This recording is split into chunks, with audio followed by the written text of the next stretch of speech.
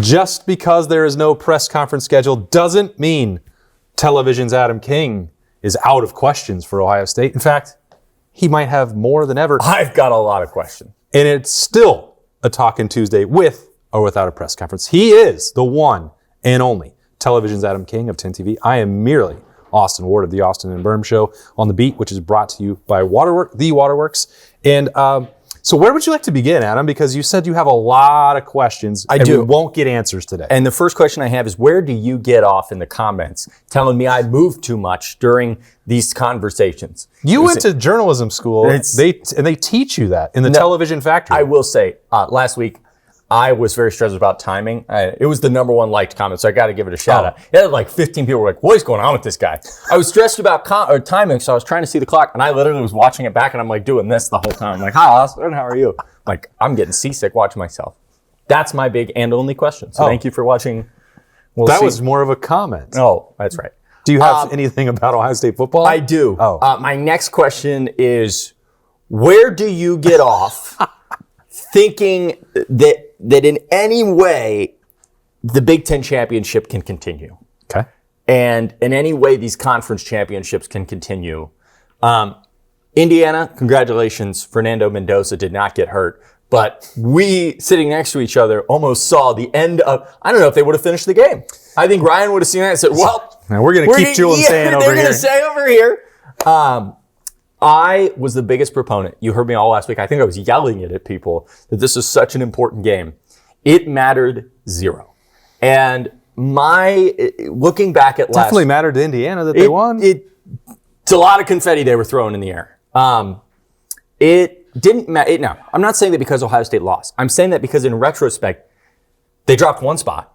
They probably got a better draw. They don't have to face Oregon or Texas Tech, or Oklahoma, or Alabama. I'm trying to think of the other one. There you go. We got there. I got there. I just think they 100%, it didn't hit me until I was standing in the tunnel on Saturday night that you cannot play this game after the Michigan game unless it actually means something, unless it carries the weight of the world on its shoulders. If it is a 14 playoff, which it's weird that we have somehow gone from a world where in the 14 playoff, if you lost the Big Ten championship, you were out. The only reason Ohio State got into the 14 playoff in 2014 was because of the Big Ten championship. And we were saying to Baylor and TCU, well, if you had a Big Ten championship game that year, or Big 12, you'd be in. It didn't matter at all. The energy pregame, there were a lot of distractions last week. We talked a lot about it on Friday, but I think none of us could have comprehended just how much the Buckeyes poured into that Michigan game.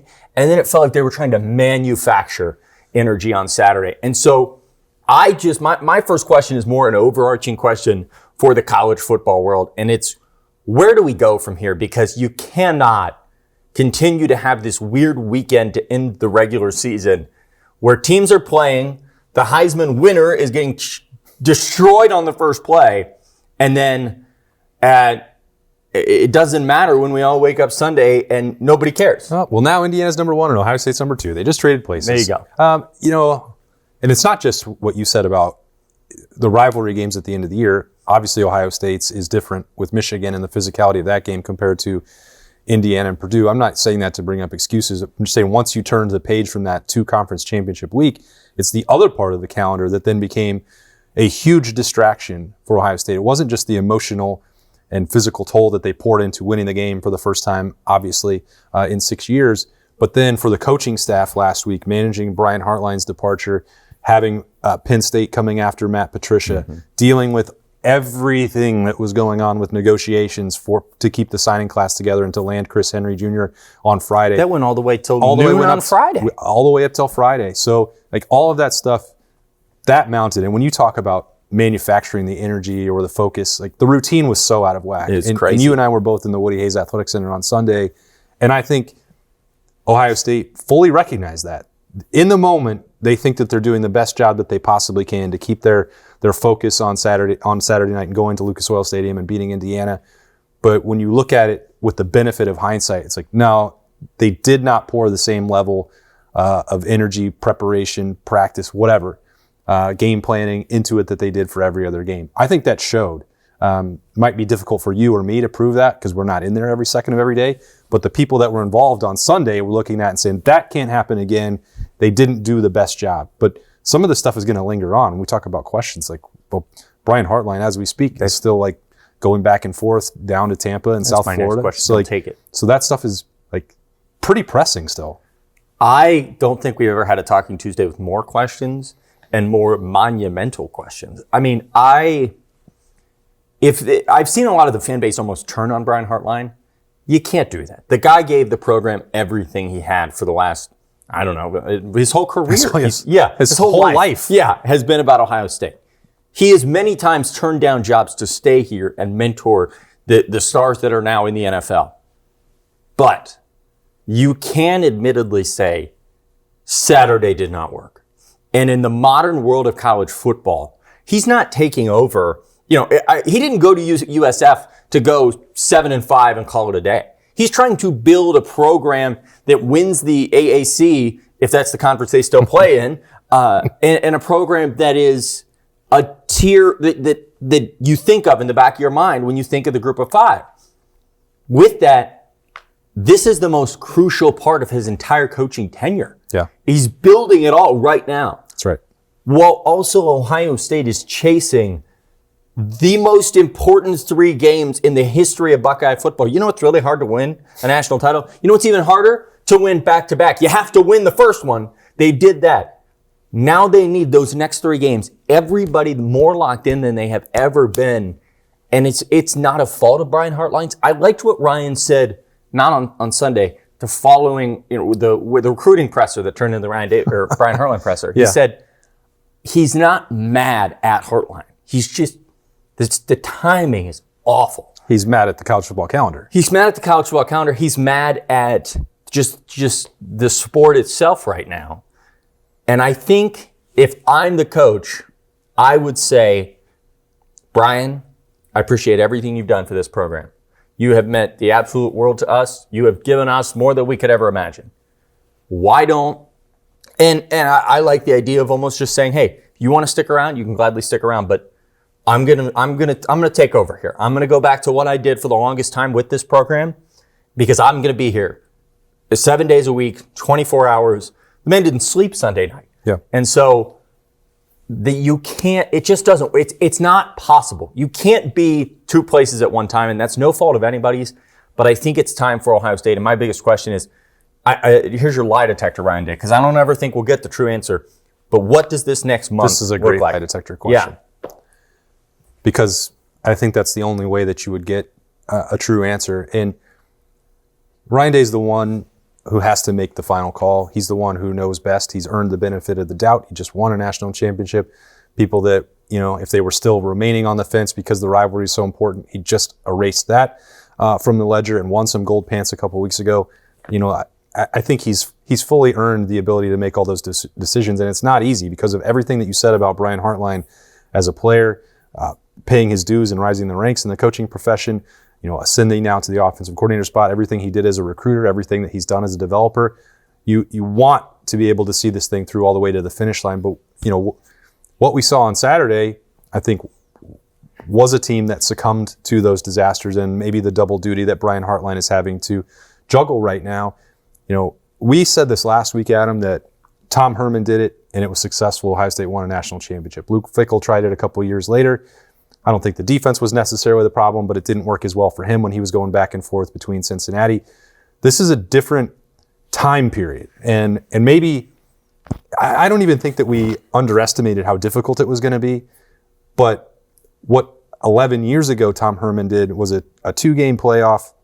In between, they had the long stretch there after winning and beating Wisconsin in the Big Ten championship game. But there wasn't a transfer portal. There wasn't NIL. There wasn't free transfers. There was, he's not building a program and hiring a coaching staff, hiring a support staff, all the things that are required. It's not just even the 10 countable coaches that you have to put in place. It is everything else. It is your PR machine. It is your strength coach. It is your general manager. It's how you're going to acquire talent. Like it is such a complicated job.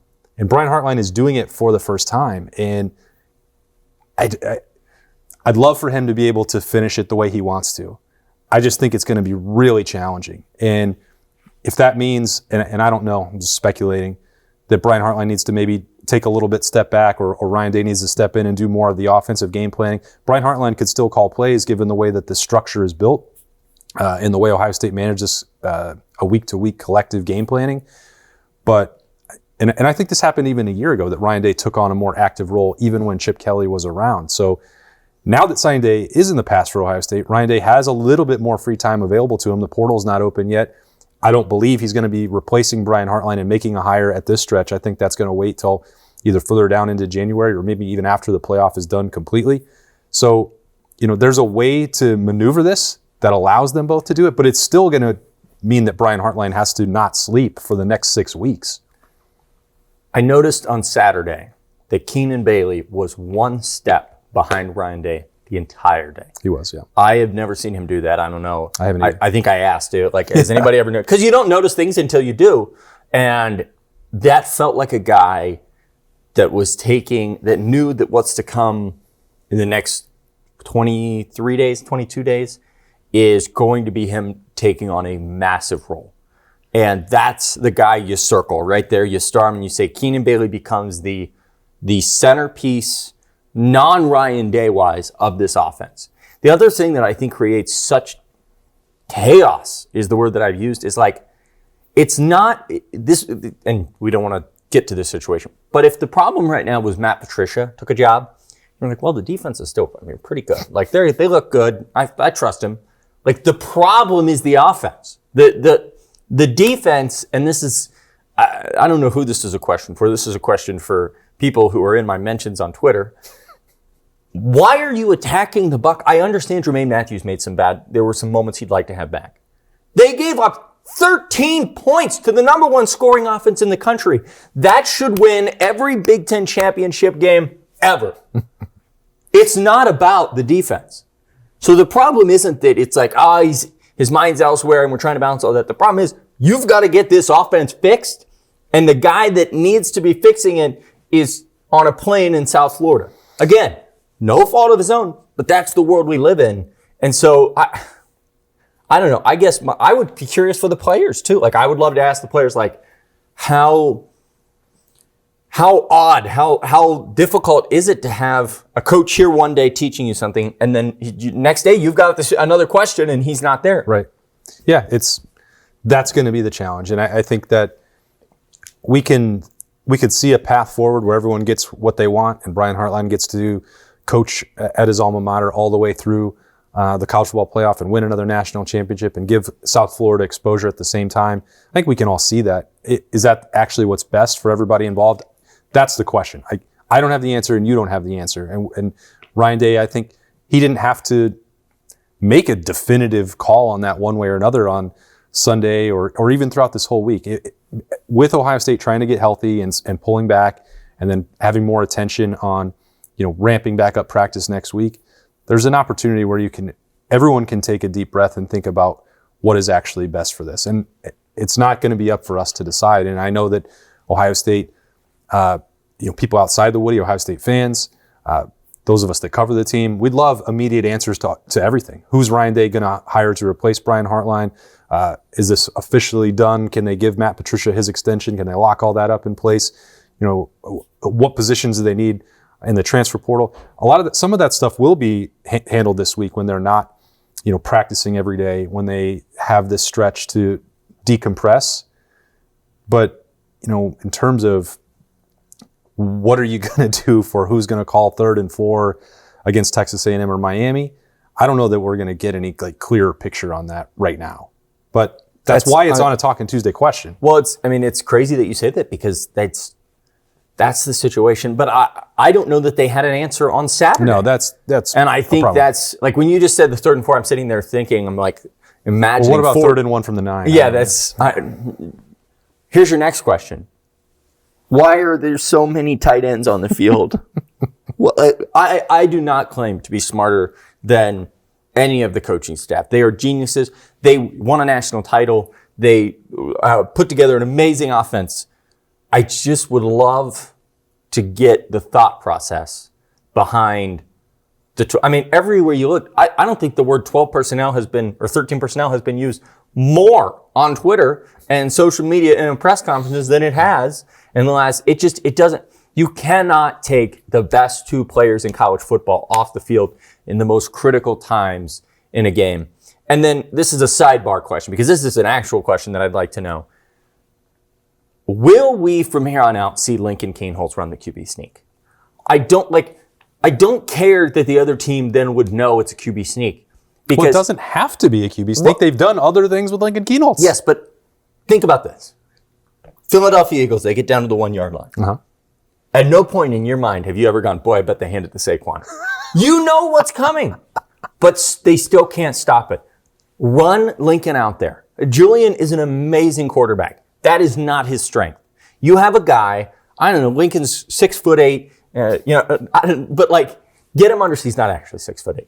Get him under center. He's larger than Julian Sand. He's a large man that's built like, whoo, and he's like, what now? Yeah. I mean, he's an athlete. Get him under center and have him just go. You need a yard. It doesn't. Yes, I completely agree. I was going to say he's built like, and I was going to say his weight, but I don't want to like overweight him. That's not nice. No, that wouldn't be fair. Yeah. That wouldn't be nice to him. Yeah. He is strong. He's a dual threat weapon. He's big. He can certainly execute a quarterback sneak, but he does. Ohio State has also shown that there are other ways to use him this year in that package. Yeah. There's been quarterback power. There's been play action. They've trusted him to throw. So even if you put him out there, that doesn't by default mean that it has to be a sneak. You could start him in shotgun, and then you could alter, and you can element of surprise. You could run the sneak with the third tight end with multiple wide receivers on the field. You could also leave them out there for that. You don't even have to be in 14 personnel to run the quarterback sneak. So I know that I'm not saying anything that you disagree with, and I'm agreeing with you that you can use Lincoln to accomplish that. And I don't think that means it's a knock on Julian Sand either. He does a lot of things exceptionally well, but in the last 2 games, they were both hardware games. Mm-hmm. They've tried to run sneaks with him. And one, yes, the field was a little bit slick in the snow, but he lost his footing. His knee went down. Yeah. He tried it again. It was a much it's more secure turf. It's a weird field. But the knee went down again. Yeah. So the way that he executes the sneak, he's just not necessarily built for that. And I know that he's not Will Howard. He's not. Will Howard. This is. I didn't mean to interrupt you. But even with Will Howard, you didn't necessarily always have to get under center and sneak. If you think about the 4th and 3 against Texas in the Cotton Bowl, you can run them other ways. One of my favorite lines from Justin Fry, former Ohio State offensive line coach, is last year. I think it was when we were at Wrigley. They were running a QB sneak in practice, before the game, and he goes 10 yards, 10 yards. And I'm like, what do you want 10 yards? He goes, our goal this year is on one QB sneak to get 10 yards on a play. Yeah. That is not the mindset anymore. You can't do that. The goal now is to get 1 yard. Yeah. And so, but more overarching, we saw what Lincoln can do, and it's worked. So why, when they ran the 4th down plays against Michigan, Lincoln came in. I don't know if you saw this on the broadcast, but Lincoln, halfway on the field, they pulled him back off. Yep. Then that was the 3rd down. 4th down, almost all the way to the huddle, they pulled him back off. We did not see him one time against Indiana. So they're obviously not saving things because we saw a triple pass. So I don't understand. It worked, and then we didn't see it in the biggest moments. Maybe it's the idea you don't want to take your best player off the field, but they're already doing that. Well, that's right, Jeremiah. You don't take your star quarterback off the field. That was the most baffling thing. There were a lot of baffling things on Saturday. And I think, look, even if you're just going through this in the pecking order, you look at the snap count on Saturday and the conversation. This is not just about the red zone. The usage of the tight ends, Bennett Christian had more snaps on Saturday than Brandon Ennis. That can't happen. I don't think that that's a world that Ohio State needs to be living in. And I have talked openly, and I appreciate what Bennett Christian provides the team. But, if you're comparing the two and the value and the explosiveness of the offense, I think there's a pretty clear gap between what Brandon Ennis can give and what stress that puts on a defense, compared to Bennett Christian. Again, with all due respect to what both players are bringing to the table. Jeremiah and Carnell are both elevated above that. But back to, I know that people are saying, well, you can just run the sneak on third down, and Julian has been effective in that in other games. That's been Berm's argument. He said that on Saturday night. He's like, they just do it twice. Well, no. Well, hopefully you don't have to do it twice. But on 3rd and 1, they might not be as expecting a sneak. And if it's obvious that it's going to happen, that's where my issue comes in. Yeah, like, then you got if it's Julian, that's where it's going sideways. Yeah, that's a good point. But we've also been saying that about the red zone, like literally all year. Well, I thought it was interesting. Ryan called it scabs. It did feel like this was a lot of what we worried about all year. But it was like 10 times the degree. Because it clearly, at no point on Saturday did I look out there and think, man, Indiana's just a really good football team that Ohio State's not as good as. It felt like Indiana's playing really well. Ohio State is playing horrendous. And they lost by 3. It's a good place to be. Yeah. To lose to the number 1 seed in the college football playoff by 3, playing far not even your worst game of the year. Like, I said this yesterday, and I said, it's great to see that they played so bad and we're down by 3. And Ryan said as much, and somebody said, well, yeah, what do you want him to say? They played their best game? There is a war where you play that game and you play well and Indiana plays well and you lose. And that is 10 times more concerning because then you go into the playoff and you're like, well, that's who they are and they didn't execute and it's going to be a tough road. That was not who they are. But in order to figure out who they are, they have got to just, I know everybody, and it's not this easy. But you look at what they did against Tennessee, and you look at what they did against Oregon, and just flipping that script. You talked about the gas pedal. That was, you opened the notebook with nothing happened. They pressed the gas and nothing happened. Yeah. And that's accurate. But I don't think it's for lack of ability to do that. I think it's for lack of what happened throughout the week. It seemed like a team. Obviously, the players gave it their all. They obviously practiced. But it felt just discombobulated is another word I used. And I just hope over the next 20 days that there are a lot of answers inside the Woody that we never know because they got a lot of questions right now themselves. Yeah, they do. Yeah. And they need to get those answered in a hurry so that they're sole focus. Because the one thing that was nice about the playoff last year, all they cared about was football. Think about it, there was not one outside thing other than winning a football game. Right. Tennessee, Oregon, all the way through. It's got to be the same way here. And if that, the defense played phenomenal. Anybody that's questioning the defense, I think you need to reassess where things went wrong on Saturday. That was not where it went wrong. And then this is a serious question, and I'll say, and I'm not afraid to say it, if you are messaging horrible things to college football players, that is awful. If you're commenting on Instagram posts of kickers because they missed a field goal, that is not what being a fan is supposed to be. But at some point, you do have to have a conversation about the kicking game.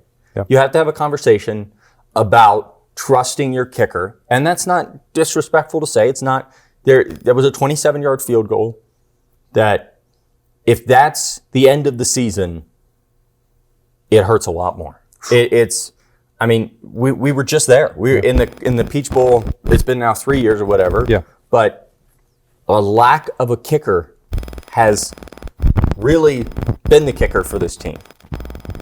Interesting. Well, I see what you did there. Mm-hmm. You can lower that. I will.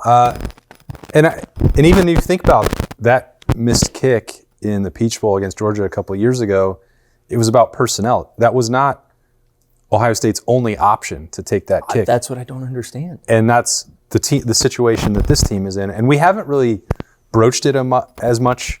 There was a bounce back. Jaden Fielding missed a couple kicks in the middle of the season. He missed a kick against Michigan. Was largely solid down the stretch. Last year, I'm sorry. Yeah.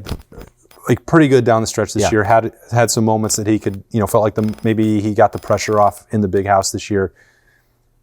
But Ohio State brought in a scholarship kicker, from Ball State, Jackson Corville. We've not asked, what is the week-to-week competition like? Has it ever been close? Have you thought about making a change? That's one of the questions that I think now has to come to the forefront moving forward. It's not, you can say, well, it shouldn't come down to that. Ohio State's so good on offense and the defense is elite. But when you're playing good teams, you're going to have to convert, and you can't have multiple drives into the red zone where you get nothing out of it. And yes, that last kick was to tie the game. I think I probably would have been more than okay with especially given the relative lack of stakes for the college football playoff, if Ryan Day had gone for 4th and 1 from the 9 instead of trying to tie that game up. I don't think anybody would have wanted to see an overtime in a game that truly didn't matter in the national landscape of things. But the overtime is a concerning scenario for Ohio State right now, because overtime is Ohio State's greatest strength and their greatest weakness. Because the defense, I mean, they don't get to drive down to the 20-yard line is where things get, locked down. And the offense, they can get to the 20-yard line, but they can't get in. I mean, that would be... what a fascinating juxtaposition. It'd be crazy. And then you need the field goal kicker to win the game, and it's just a whole... Yeah. Don't hope for overtime in these. Hope's not a strategy. No. You know what it is, though, Adam? What? I know this stat. It'll make you feel better. Okay. In the 12-team playoff era, teams that lost their last game before the playoff, 13-10, have never not won the national championship. So file that away. In the 12-team college football playoff, are you ready for this? Yeah. Teams that wear scarlet are undefeated. Holy cow. Yeah. Both of those things point to Ohio State winning the national championship. And only teams that with the letter O have won. Jeez, this is getting deep. I mean, you might as well just push it all in. If you have Will Howard, even better. Sidebar, and we can talk about this, and it's true. Well, I will say, nobody's ever won a game in the college football playoff without Will Howard. So this is going to be very interesting. It's in the 12-team playoff era. We'll talk a lot about this on Talking Tuesday. We have a lot of work to do here. We do. Over the next 25 days. But how did they play this? You asked this question. I thought it was a great question at the Sunday presser. I don't think we got the exact answer that we wanted. Yeah. But how does this look? How do you balance Miami versus Texas A&M? What does the film look like? Is this full focus on yourselves? I thought that's kind of what you were asking him. He didn't really dive into that too much, but that's fine. This is interesting. In the history of Ohio State football, there has never been a time where they knew they were going to play a game and didn't know the opponent. Here we go. Here we go. What a fun month it's going to be. What a fun month. It will be New Year's Eve in the Cotton Bowl. Yeah. A tradition unlike any other is for the Ohio State program and beat to head down to Texas. They played New Year's Eve. I've got the scars to prove it. That's right.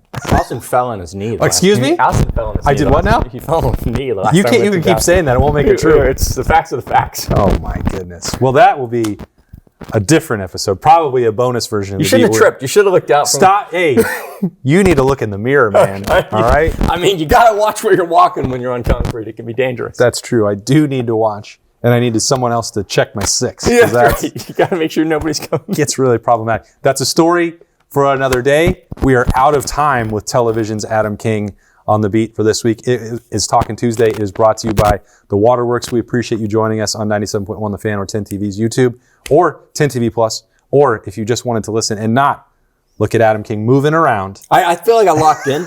Hold on. There he goes. Here we go. Coming next week. And there he goes. Thanks for watching. I'll put him in a chair. Maybe that'll help. We'll build a studio, and there will be a seatbelt on. He's going to that chair's not. We'll get a different chair for Adam King, one that doesn't shrink. Berm's going to be so mad because this is going to be cropped on my head at the bottom. Sorry, Berm. Thanks for joining us again. No Tuesday press conference with Ryan Day, so no snap judgments coming later today, but there will still be a lot more coverage coming all week long, as always, on the Austin and Berm Show. He is Adam King of 10 TV. I'm Austin Ward. We'll talk to you later.